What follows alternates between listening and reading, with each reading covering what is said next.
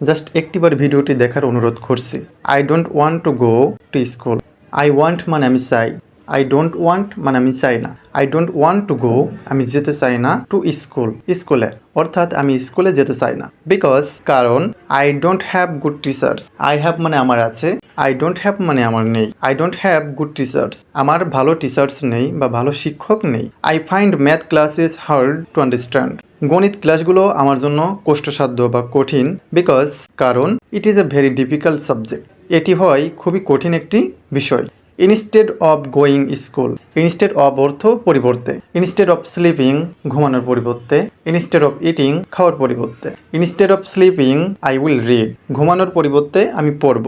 অনুরূপভাবে এখানে instead of going to school স্কুলে যাওয়ার পরিবর্তে I prefer to read books. Prefer to অর্থ পছন্দ করা, কোনো একটি কাজ করতে পছন্দ করা, এক্ষেত্রে প্রিফার টু ব্যবহৃত হয়ে থাকে। প্রিফারের পরে সাধারণত অ্যাপ্রোপ্রিয়েট প্রিপোজিশন হিসেবে টু ব্যবহৃত হয়। I prefer to read books আমি বই পড়তে পছন্দ করি, or study in a library অথবা লাইব্রেরিতে পড়তে পছন্দ করি।